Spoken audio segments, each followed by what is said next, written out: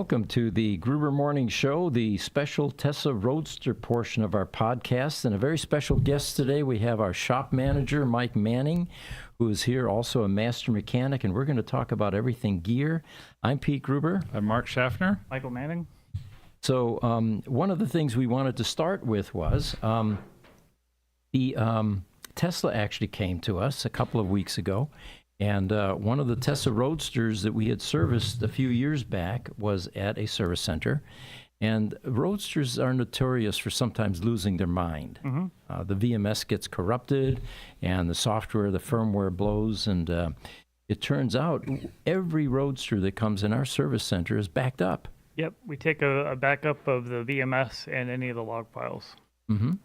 And it turns out Tesla needed that, and we, in partnership, supplied that to them and helped them get this car functioning and running. So, yep, that was, and then also our the engineers. We had a case a week ago or so where the OVMS was acting up in a Tesla Roadster, and Brad Luchek, one of our engineers, found out that his SIM card was not authenticating, and he showed him how to reset that and restore it. Yep. I find these days, you're probably finding that as well, we get a lot of increase from customers for tech support, engineering support. Yep. Brad's able to communicate with each customer individually, and then he has his laptops he will send out upon request, and he can work remotely to get the car diagnosed, or if it's a simple issue, we can resolve it right there. Mm-hmm. Okay. Well. Yep, and the majority of that is free. If we have to send a laptop out to your site, which sometimes is the case, it's still much cheaper than shipping a car cross country. And that was the old way of doing it. Mm-hmm. Mm-hmm. Today, we're able to actually get a laptop out to you, hook it into the into the car, and then through a remote session that both we and you can see, we're able to diagnose in the car and oftentimes get the car running again, especially if it's a software problem. Needs a reset.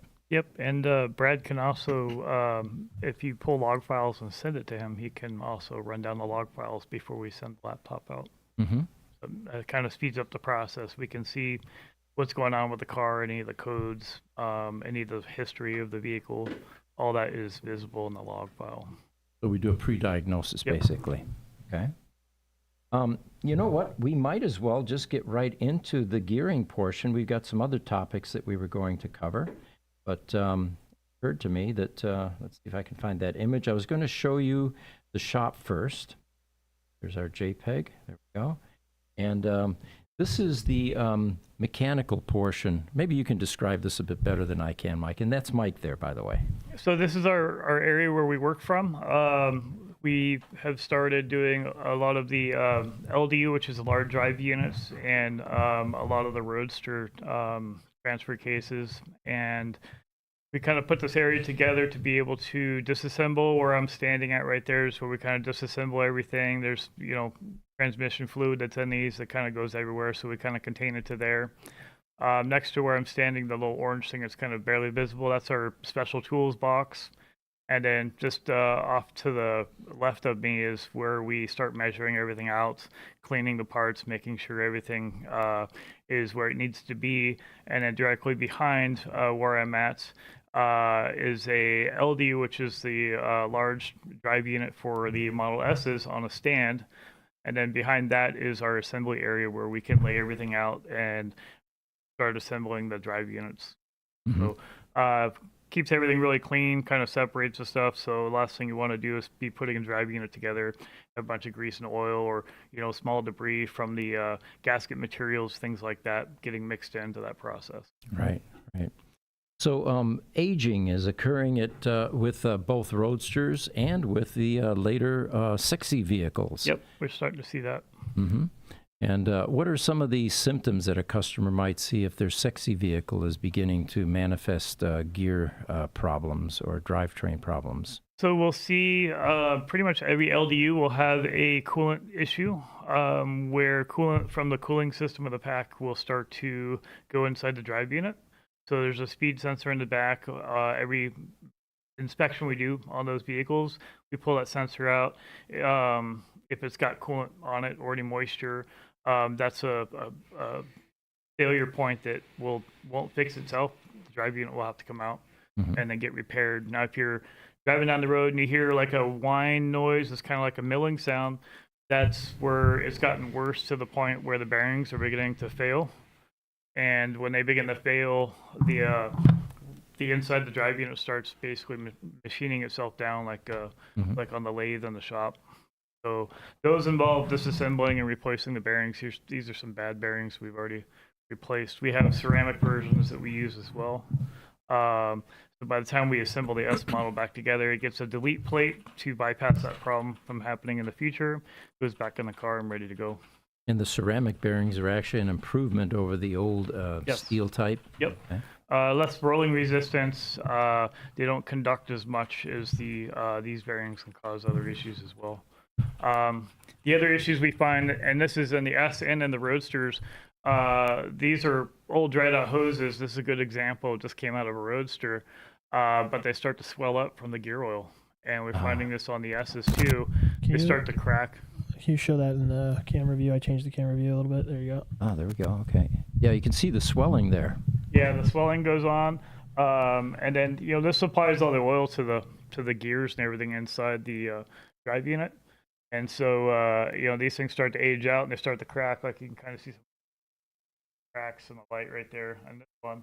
It won't hold its pressure anymore, and then you're not getting proper oiling to the gears and the bearings, and then that begins to fail. And you had mentioned gear lash issues. Yep. On the S models or the sexy vehicles, this is one of the gear sets. Basically, on the drive unit, there's the speed sensor we check for coolant. It measures speed, but also combining with the ABS or the speed sensors at the wheels, it can measure gear lash. And so it's basically, we've had a car come in that has probably got a heavier foot on the gas pedal than normal. But as a result, it starts accelerating the wear on the teeth. And when you have, older oil that's left in the gearboxes, we don't, the maintenance isn't done as much. You'll start to get a buildup of wear on these, and then you end up having the lash alert come up. So at that point, we drop the box, replace the gear sets, and then put the coolant delete in. The same time that comes down, there's some bolts for the suspension bushings. We also reverse those so that down the future, when we have to replace those bushings, we don't have to drop the drive unit back down. Just pull the bolts out because they're in reverse. Okay.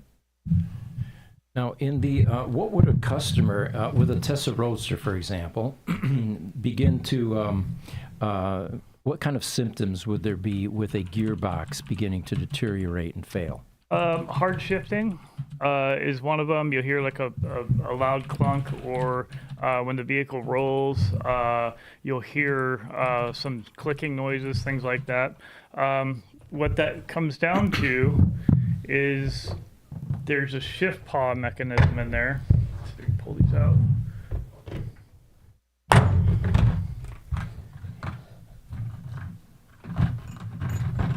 And basically, this motor is what drives the shifting. So when you push your car into park, this will rotate. It basically rotates the shaft and pushes this into a piston that goes into the side here. And I'm not sure if we can catch this on the camera or not. So inside here, this is the parking mechanism or the gear, and then the shift paw goes in and locks into place. There you go. And so if you hear that sort of noise, my car's still rolling, something's going on inside the transmission, and that's time to get it looked at. When we split these open, there's a magnet that's down at the bottom. This is the lower part where the differential would go in, and we see a lot of material in there. So anytime you get the vehicle in for service, make sure the gearbox gets the oil drained, inspected, and get it replaced. It'll help keep the wear from accelerating. Now, you actually, you guys analyze the fluid that comes out of the gearbox. Yep. What are you looking for? Any metal flakes. So it's kind of like a grayish color to actual metal that you can see reflecting in, like if you're gold panning. It's kind of a good way to look at that. Gotcha. So this has the same type of gear oil or transmission fluid, basically, as most other vehicles then. Yeah, so it's currently it's like ATF, so automatic Okay, transmission yeah. fluid that gets put in there. It's like a red color when it's new. We started doing a lot of oil changes on these over the last few years, and typically they're coming out more grayish color than they are red. So it's original ATF fluid apparently. So just it's important to get this stuff replaced. Mm-hmm. That Roadster that you guys were just working on, the yellow one. Yep. We had metal flakes in the oil. Yes. What did you end up having, or what was causing that, I guess, in that gearbox? So that car had a history. I guess it was in a collision at some point down the road or in its past. Yeah, earlier. Yeah. So we found some wear on here. Camera. Just a little bit of that wear on both sides indicates that this is bent. And then we were able to measure it out, and it had just a slight bend in it. This is connected to the shift mechanism, which throws the arm and then activates the shift paw. And so what was happening was we got the car up and going. We kept hearing this noise. And so we knew something within the system was not correct. And so draining the oil kind of verified that we had accelerated wear on the gear and on the shift arm itself, the paw. And so once we took it apart, we saw all that. Now, you were also saying that there's a differential that goes in there which connects to the two half shafts, and Yes. you've got a couple of them two in the of 'em front right there. Yeah. Is it true that Tesla continued to use the same differential? So yeah, there's the same designs, two different changes on them, but what we found in the S's, disassembling them, is basically the same part as what's on the Roadster. The Roadsters is can take a lot of torque as far as differentials go. We've only seen, I think, 2 of these explode from guys drag racing with sticky tires, where the actual gears inside have had an issue, but not in the Roadsters. That's been on the one of the Model S's that the customer came in that was making noise and wouldn't drive very well. Mm. Hey, we have a couple of questions that have come in from Ray Johnson on YouTube. He says, you've mentioned cap after rebuild on the Model S. Is that commonly called coolant delete? If so, some coolant delete options remove the flyover tube. Do you recommend removing the flyover tube? Yeah, so that's I was gonna bring it. It's a long tube that goes in the end of the drive unit, and we remove those, and they are deleted. Sometimes they come out completely, and the block-up plate just eliminates that. It's no longer needed. It's been done for several years with these block-off plates. There's several manufacturers that have done that. We have a lot of cars that are out using those now, and hasn't been a single issue with them at all. Mm-hmm. Okay. So Ray continues and says, Tesla's new U version, which they call a seal manifold delete, which is also known as a coolant delete, maintains this flyover tube. Yeah, I have not seen one of those apart yet. I've seen a couple people have attempted to put freeze plugs in and bypass that as well, and they're still currently testing that result to see. But after seeing some of the issues that have with some of the different versions that I've seen online, the coolant delete plate's the best way to go. It just bypasses the whole system, and it takes care of any future issues. I think that eventually the tube Tesla may or may not decide to remove. It may be just a cost thing where it's just easier for them to leave it in there. I don't know, but once the coolant is done, there's really no use for that in there. I think 1 or 2 of them we've actually pulled the plate out and actually cut the tube off to remove it. Yeah. Now, most recently, we've got a number of Tesla Model S's in our fleet program. Mm-hmm. You know, the managers drive them, et cetera, et cetera. And they came in for other types of maintenance, whether it's tire or whatever, and you guys looked at the coolant delete option for that car. Yep. And you found that we were just inches away from a disaster. Explain to us what was happening and what a customer should be prepared for. Well, basically, when we pull that apart, we see the coolant on the speed sensor. It means that they're filling up with coolant inside the inverters and the electronic side of the drive unit. So as that starts to take place, things will start to short out. It'll wipe out that whole electronic side of things.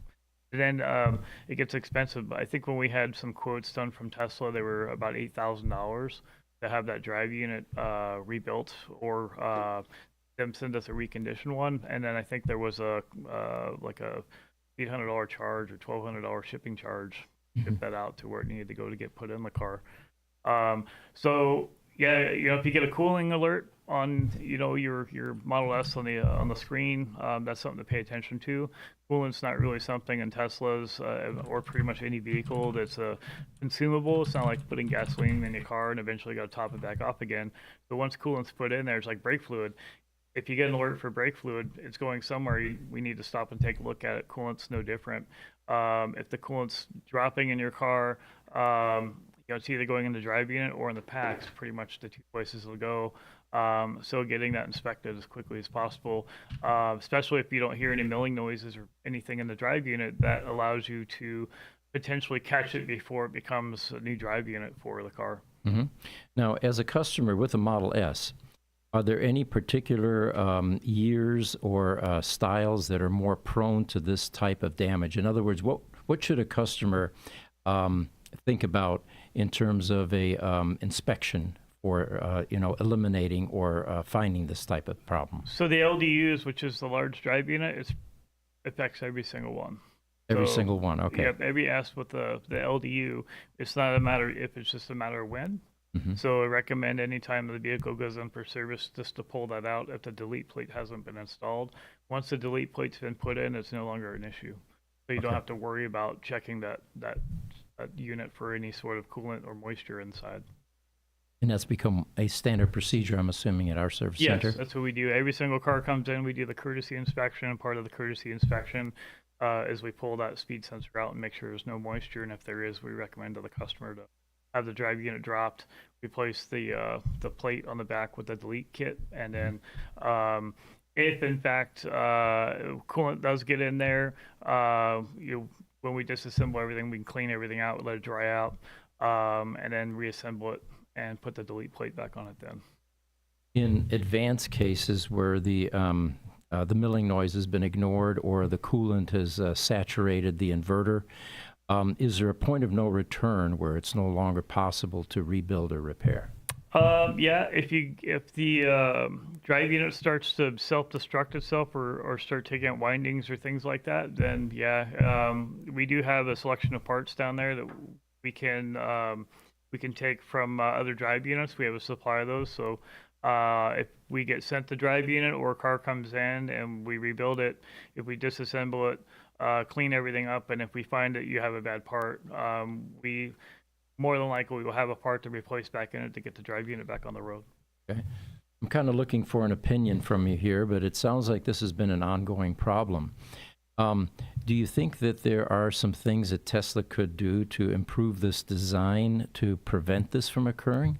Well, I think with from my understanding, the design with the coolant getting run through the motor is probably not the best. I mean, it works. It's been working, with these cars until the problem takes place.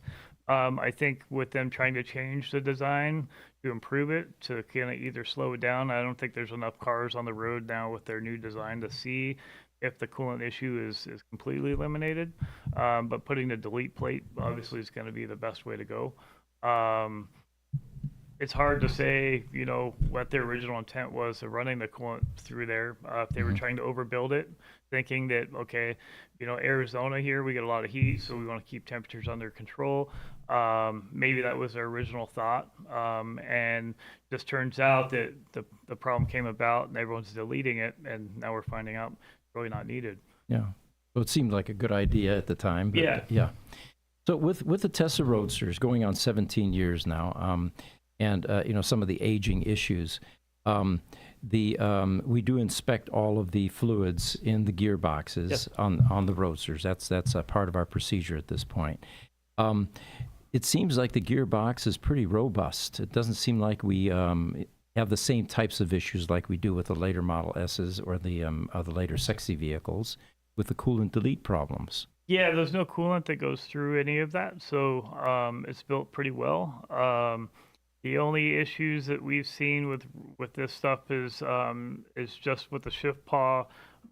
We've had a couple of cars that had a bearing that were in it that needed to be replaced. It comes down to just general maintenance, keeping an eye on things. Taking care of your investment.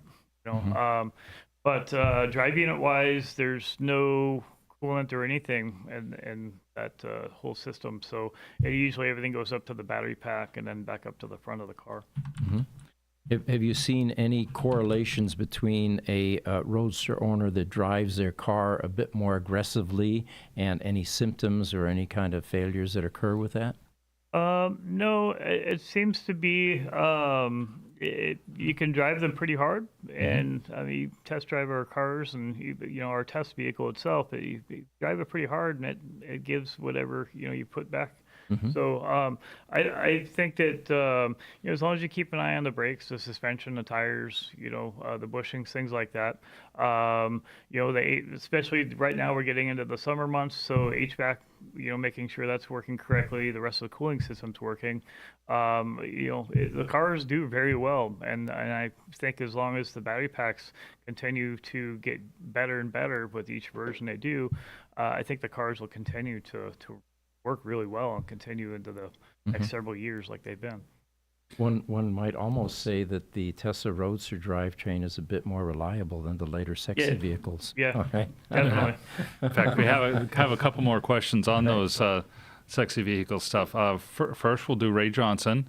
He asked, are there any firmware changes needed after doing coolant deletes? We have not done any firmware updates. There hasn't been a need for it, and I haven't seen any calls for it. We just do the deletes, put them back in the car, make sure that the motor is the drive unit is communicating with the rest of the vehicle, and it just works.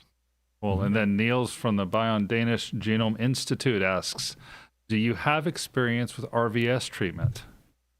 That I have not done.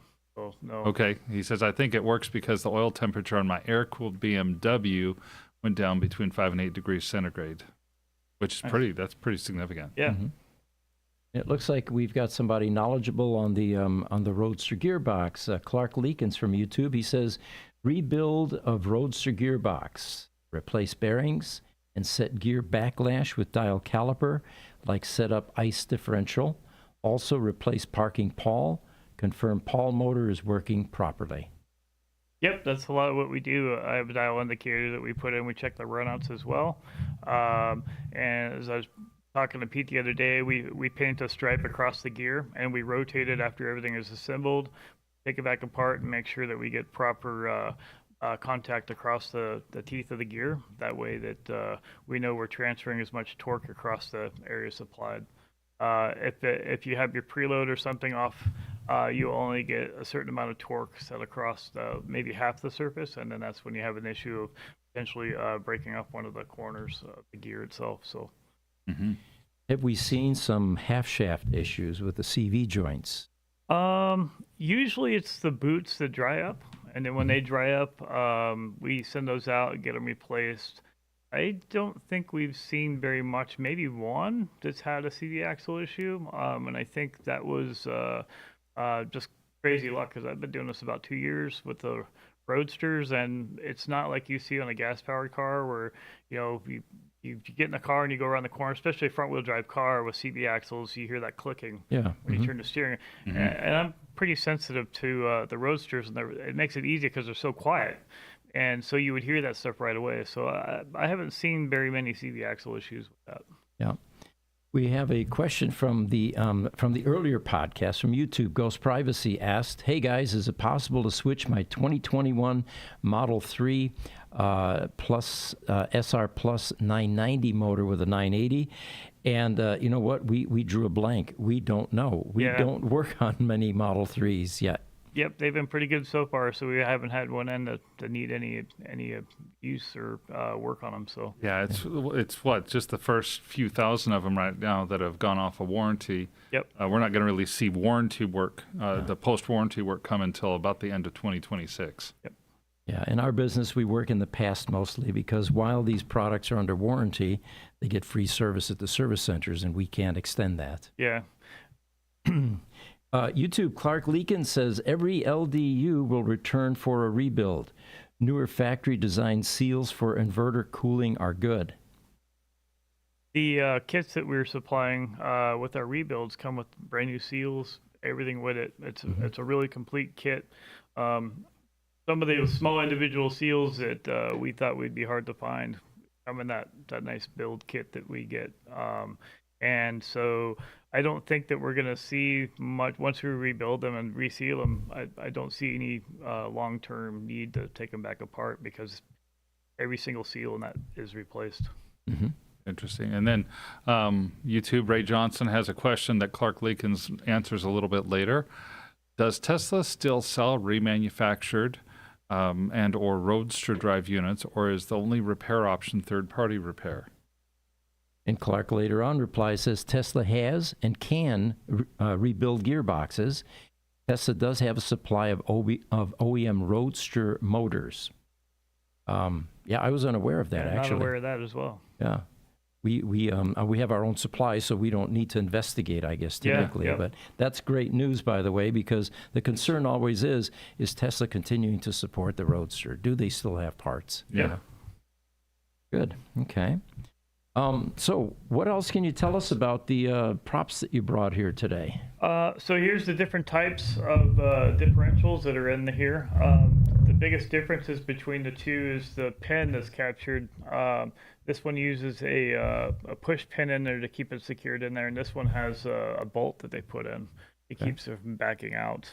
But other than that, they're pretty close to the same. The only big difference between the Roadster and the S is basically the gearing size, because the S will create more torque. Yeah. And of course the car weighs more as well. Mhm. So You know what's amazing to me is in the old muscle car days, the 8 3/4 rear ends and a 9-inch rear ends, so much bigger. Here you've got these little guys, and the torque is just off the chart. yeah, this is on the Roadster. I like to call it the fuse, but it's the coupler, and it goes on. Once the cover's back on, this basically the electric motor input or output goes into the input on the shaft, and so this is basically designed as like a fuse. So if you have an issue with the gearbox, it locks up, or you take off too fast on a modified one, that shatters before it starts breaking parts. So what Mike is describing here is we've got two spline shafts, the transmission and the motor input, and here we've got a phenolic material in between, which isn't as hard as steel, and that then disintegrates. You call it a fuse. Yep. Like a circuit breaker. Yep. Cool. That's very cool. All right. Well, we've got a few other topics here that we can go into, and feel free to continue to ask about the gearbox issues Yeah, with good the questions. with the Roadster or with the sexy vehicles. So one of the things that we did was we sent out a tech tip last week, and it basically said, "Look, guys, the Roadsters are going on 17 years now. The original legacy battery packs are still in a lot of the original Roadsters, going strong and continuing to operate. And unless you've compromised the car by bricking it and not charging it, and we found bad resistive cells or whatever, they seem to continue to run. However, there is an end-of-life event that is looming, and the original design life of the Tesla Roadster battery pack was 10 years. As corroborated by a number of the early pioneers, David Sands, J.B. Strobel, so it is coming. We just don't know when. And this unusual multi-cell 18650 design is really new to the industry. And so the bottom line is it's coming. So you really need to start thinking about how you're going to handle a replacement when it does. And so anyway, we began to give some suggestions about how you can handle this. Now that Tesla has removed the restriction that only brick roadsters or inoperative roadsters are eligible for the second generation battery pack, you can now be proactive again and actually change your battery pack before it fails. In so doing, more than likely you're going to find that the Tesla service center in your neighborhood or close to you is not the one that's going to do the battery, so you're going to have to ship it somewhere anyways. In that scenario, we had a second recommendation. Get yourself in queue with Tesla, definitely. Notify them that you're interested in buying one, and that starts the process. But then ship the car to us. And the reason that's handy is, while you're waiting for your replacement battery pack, and it can be done here at the Tempe, Arizona Service Center, which, by the way, does at least a couple per month for us. Yep. They are, in my opinion, the most skilled and knowledgeable 3.0 battery replacement service center on the planet because of the volume that they do with us. So if you ship it here, we can take care of all of the other deferred maintenance in your car, and you can get a far more comprehensive upgrade. Those types of things that are deferred maintenance these days with your 17-year-old car are numerous. Yep. Want to run through those? Brake lines are a good one. You can actually feel them swell, and you can do this with some newer brake lines too, but they start to age out. And a good test on them is put your hands on the brake line and have someone step on the brake. You'll feel them swell up in your fingers, and that's a good time to replace them.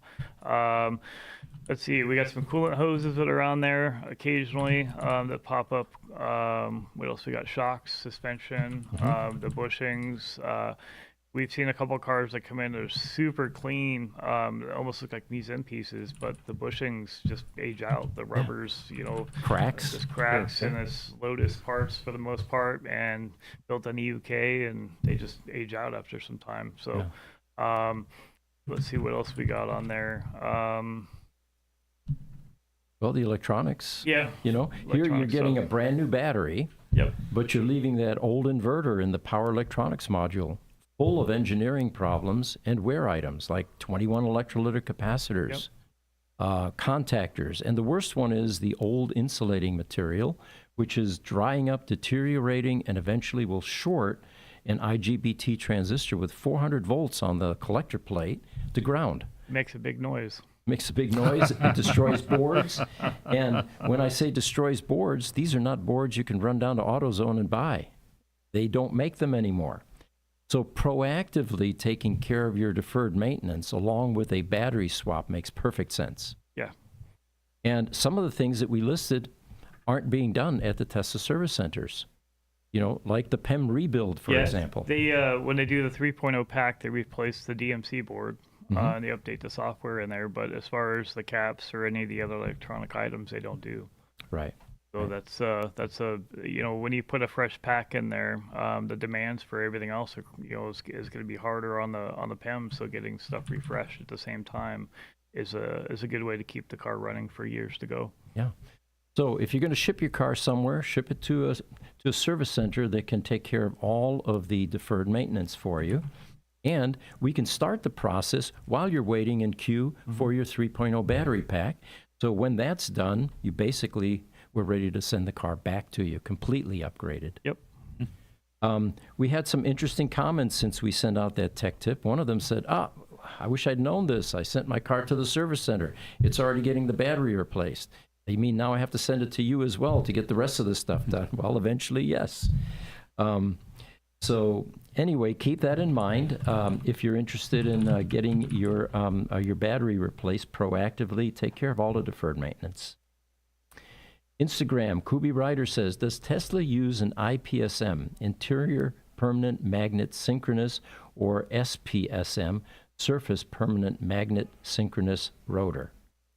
I'm going to default that one to you. That's a lot of big words. Off the top of my head, I don't know that either, Kubi, but we will look that up and we will certainly get back to you.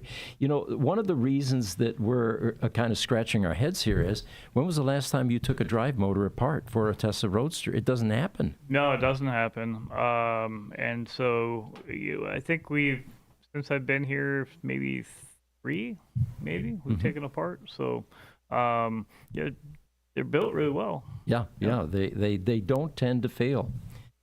Dave is with us from YouTube, Finks Automotive. Good morning. I routinely search the Tesla EPC to see what Roadster parts can still be ordered. Lots of driveline components seem to be available. No guarantee you'll get it, though. The other thing that happens is Tesla has their buyback program where they buy Roadsters, and they buy them for parts. Well, those parts don't always make it into a global ERM system where it's available to everyone. Mm-hmm.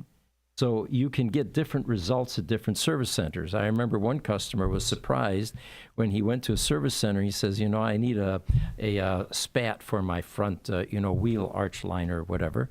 And they said, well, just like a pick and part, go on out and back and see if you can find one. Now, that's not going to be standard practice because there's some liability issues there. Yep. But in this particular case, that worked for him. All right, then Ghost Privacy from YouTube. I was more curious if the 980 would work on the SR Plus so I could get that speed boost, LOL. That's something that we'll try to look up and see if we can get back to you on. Yeah. The EPC parts catalog, another thing we run into occasionally is the parts will be marked as available, we'll order something, and it will go about a week or two, and then we'll get contacted and say, oh, it's no longer available. We just haven't removed it from the part system. So a lot of times it can be marked on there as being available, but actually getting the part in your hands is another. Right. Yeah, didn't we have that happen with something like the brake fluid reservoir or something like that? The coolant reservoirs at one point, I think brake fluid reservoirs, and I think there was a few other things that we're actually doing in-house with 3D print and yeah. stuff like that. So. Yeah, because they weren't available, then suddenly they were, Yep. And so we ordered everything that Tesla had. Yep. Mm-hmm. Yep, that happens. And by the way, we also supply Tesla. We make parts for them. Mm-hmm. Good partnership. So here's an interesting email that we got a few days ago, and this is from the UK. He says, I don't own a Roadster, but I worked for Tesla between 2005 and 2012. Nice. Now, in the UK, that means he was at Hethel. He was there during the formative years when they were building the first Tesla Roadsters. And he was a build engineer back then, he says. And then later on, he became a PDI manager for the rest of the world for non-North American Roadsters. He's in Wymondham, which is near Lotus, he says. But he says that each year Lotus has an employee reunion, and they've never had a Roadster on display. So I was wondering if you knew any UK Roadster owners who might be interested in bringing one. If so, please pass on my details. Well, one of the things our CRM does, it tracks all the Roadsters. So I went in, I filtered it. I said, how many Roadsters are in the UK? I came up with 43 of them. So I sent an email to all of those Roadster owners there in the UK, and it basically said, we received this inquiry from an ex-Tesla employee who requested a Roadster for display at the Lotus event. My contact with Matt Windle, the original Lotus plant manager regarding Roadster parts a few years back, convinced me that the Lotus team is proud to have been part of the Tesla Roadster project and feel an affinity and connected to what Tesla eventually became. So Michael has reached out to us, to UK owners, to see if we can get some volunteers for this event. Feel free to reach out directly. Well, we already have one that looks like is reaching out to them, and the Lotus team there is going to get a Roadster, it looks like, for this, for this family event. Ray Johnson, my understanding is that coolant delete eliminates rotor cooling while still cooling the stator, gearbox, and inverter. Any concern that the rotor will overheat? Well, being in Arizona, these have been being put in place out here for a while now, and we've had some pretty hot temperatures over last summer and have not had any issues at all. Mm-hmm. We have an employee here, I think he drives his Model S harder than most, and he hasn't had any issues with it, so I think that I don't think it's going to be an issue. Yeah. And we're talking about 8 to 10 cars or so, with Phoenix 117 at times. Yep. So if there's any kind of a test bed for this kind of a potential concern, this would be it.